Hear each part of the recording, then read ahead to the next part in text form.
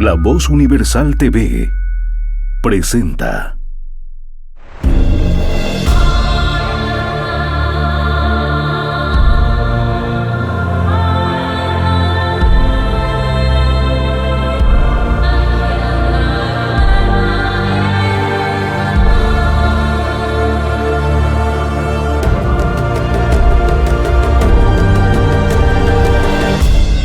Semblanzas con Gilberto Rueda.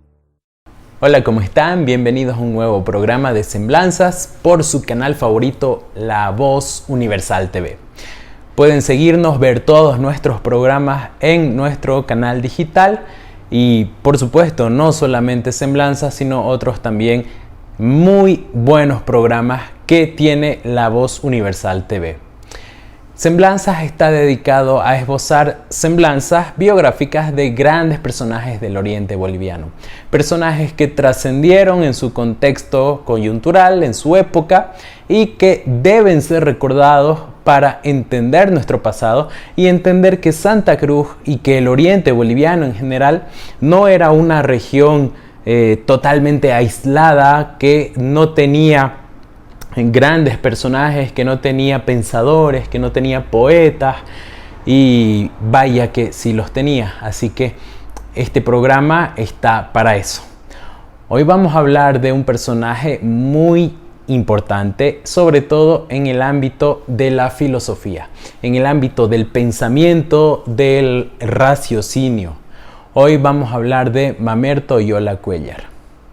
Oyola Cuéllar nació en la ciudad de Santa Cruz de la Sierra en 1838. La historia familiar de Oyola Cuéllar es un poco complicada, ya que él, al venir de una familia de escasos recursos, sus padres, cuando era muy chico, muy niño, lo dan en adopción a una familia que era bastante pudiente y que no podía tener hijos, a la familia Oyola. Es por eso que él va a llevar el apellido Oyola, a pesar de que su padre apellidaba Cuéllar y su madre Menacho. Se va a criar en Santa Cruz de la Sierra bajo la tutela de estos sus padres adoptivos, una familia muy pudiente, muy importante en la Santa Cruz de mediados del siglo XIX, y se va a formar en su ciudad natal, en Santa Cruz de la Sierra.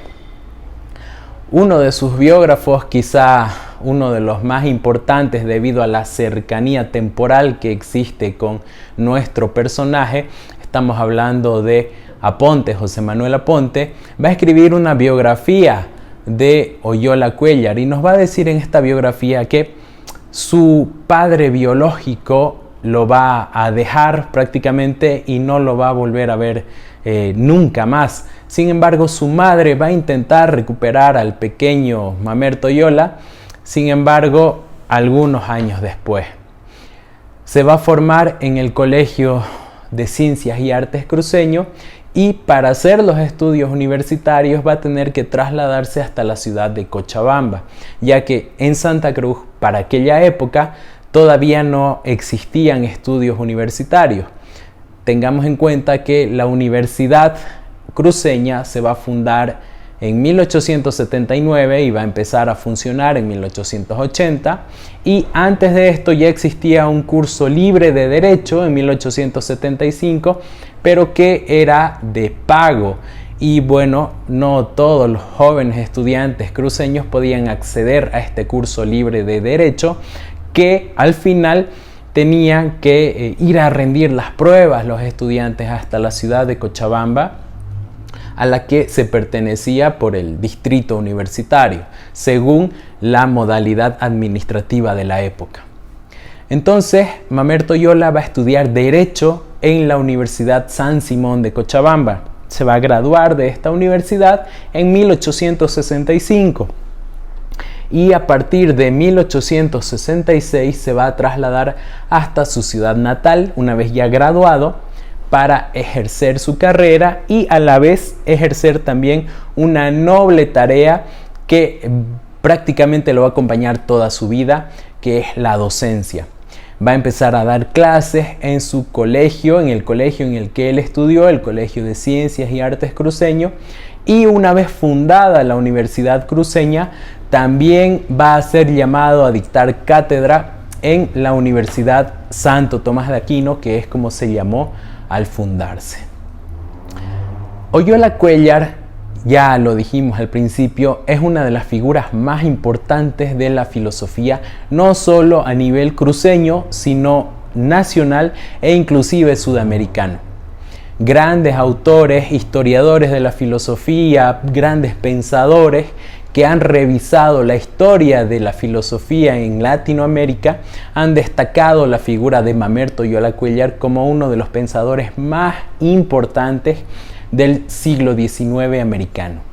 Pero, ¿sobre qué versaba la filosofía de Mamerto Oyola Cuéllar?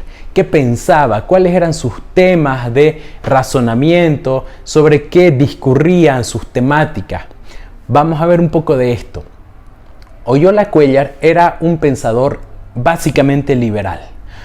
Un liberal que propugnaba ideas en cuanto a política de tinte muy liberal en cuanto a administración gubernamental.